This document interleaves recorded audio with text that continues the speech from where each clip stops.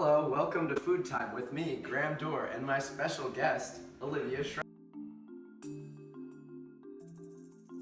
We surveyed 30 of our classmates at school, and they gave us some crazy answers, didn't they, Olivia? Yeah, some people said sugar, some people said water, some people said air.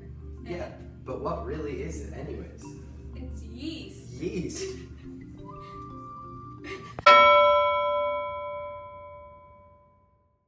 So yeast, huh? Wait, Graham, what is yeast? Well, Olivia, yeast is a really interesting substance. We actually surveyed a lot of people on what is yeast, and they gave us some crazy results too. Like, a fungus, a bacteria, but also things like no idea or, a chemical. Well, yeast actually is a fungus, and it is a fungus that allows the bread to rise because it interacts with some of the chemicals in the dough.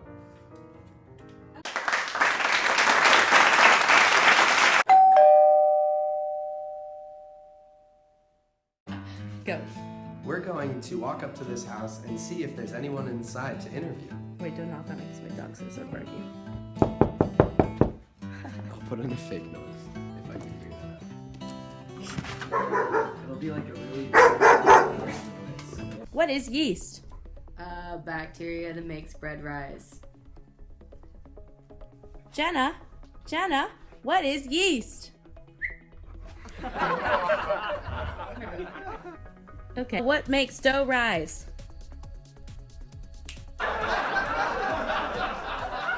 The chemicals in it.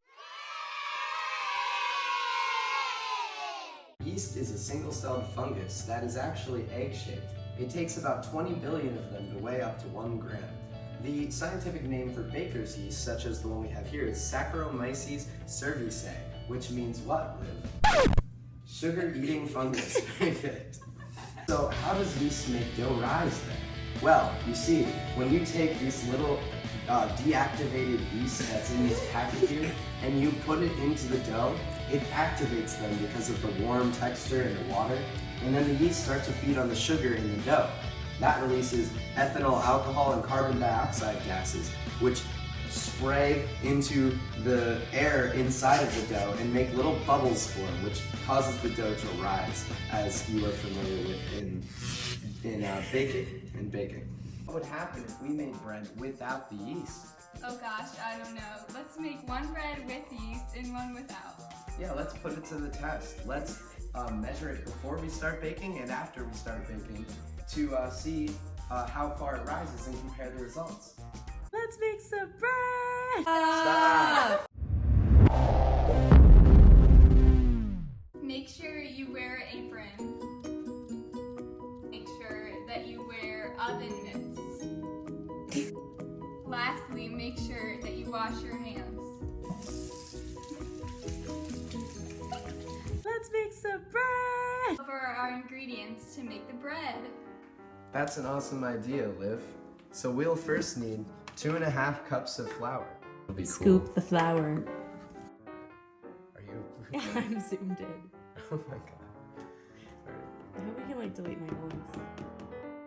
No, I definitely can't delete your voice. Okay. I'm not that good. That's okay. This is close enough. The next ingredient is 1 tablespoon of sugar.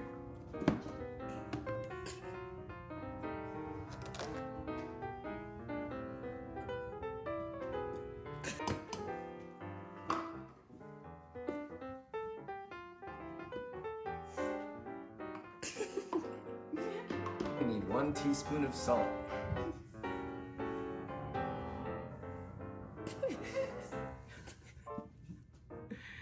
Alright, this is gonna be... Did you pour it in? We need 1 cup of heated milk. Wait, where's the milk, Liv?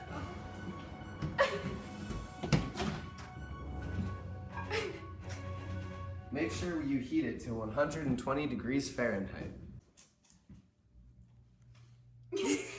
Then you need your yeast, of course.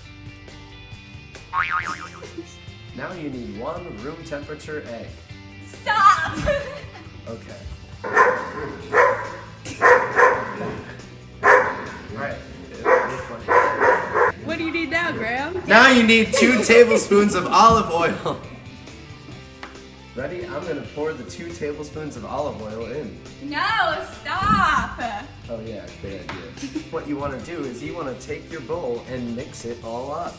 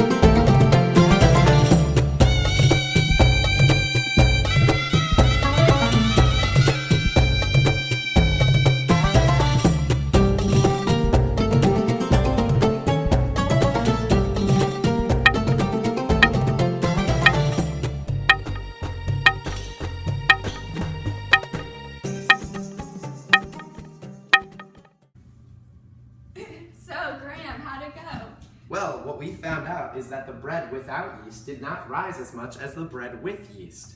So yeast makes dough rise.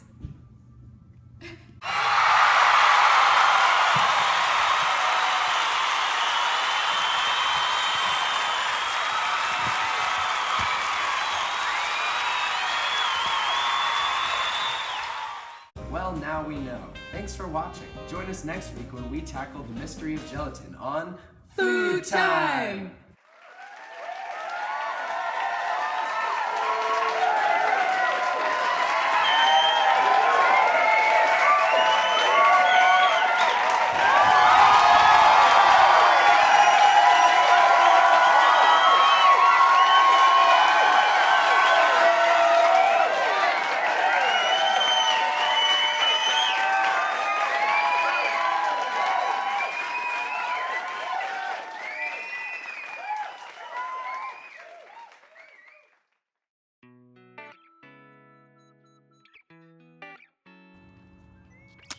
Oh gosh, Graham, what's that? I don't know, let's see. Soy lecithin powder. Interesting. What is soy lecithin? Soy lecithin was first isolated by French chemist Theodore Gottlieb in 1846. Lecithin is a generic term to designate a variety of naturally occurring fatty compounds found in animal and plant tissues, composed of chlorine, fatty acids, glycerol, glycolipids, phospholipids, phosphoric acid, and triglycerides. Lecithin was originally isolated from egg yolk.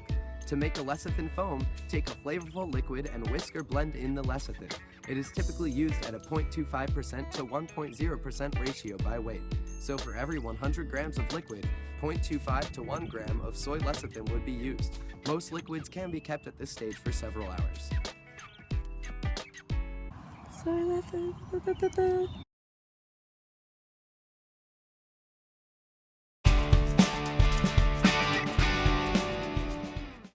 Do it. Action.